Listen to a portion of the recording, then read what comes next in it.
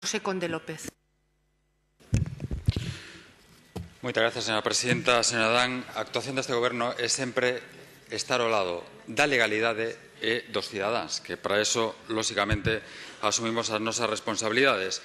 Legalidade porque, efectivamente, a Xunta de Galicia cumpriu, como sabe vostede perfectamente, a legalidade cando aprobou o proxecto facelo compatible tanto co hábitat como co patrimonio.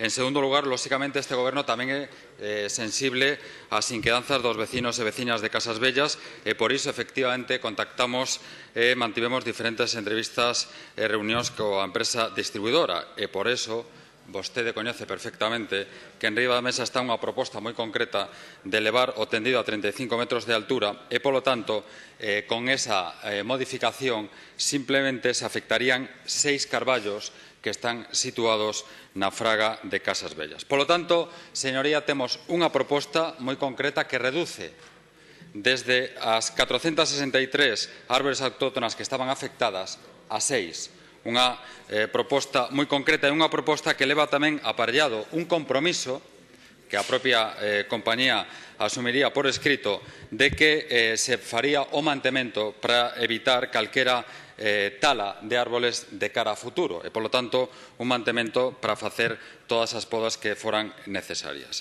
Polo tanto, señoría, vostede sabe moi ben, en primeiro lugar, que a Xunta non está habilitada para determinar os trazados de liñas de alta tensión, que eso non lle corresponde á Xunta de Galicia, lle corresponde, como en calquera liña, ás propias empresas de distribución. Pero, señoría, vostede sabe tamén perfectamente que a fraga de Casas Bellas non está catalogada e que é un espacio de solo rústico, protegido ao nivel máis baixo de protección e que está separada da fraga de Catasós por máis de 1 quilómetro de distancia e, ademais, está atravesada as dúas fragas por unha carretera nacional. Polo tanto, señoría, eu creo que hai que plantexar as cousas tal como son dunha forma obxectiva. E vostede sabe moi ben, porque, lóxicamente, para eso fai un seguimento puntual de todo este tipo de proxectos, que ningún proxecto ten afección cero, nin siquiera o soterramento da liña proposta, neste caso,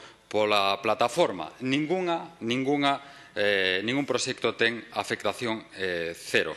E no caso do soterramento tamén tería afectacións ás árbores autóctonas. Polo tanto, o que sí nos ocupa, señoría, é compatibilizar as lexítimas inquedanzas que teñen os veciños de Casas Bellas e a protección paisaxística desta zona co dereito, señoría, tamén lexítimo de máis de 17.000 familias e empresas de Lalín, de Dozón e de Rodeiro a ter unha segunda liña de alimentación a 132 kilovatios que lles garanta unha maior seguridade e unha maior calidade de suministro eléctrico. Moitas gracias. Moitas gracias. Réplica.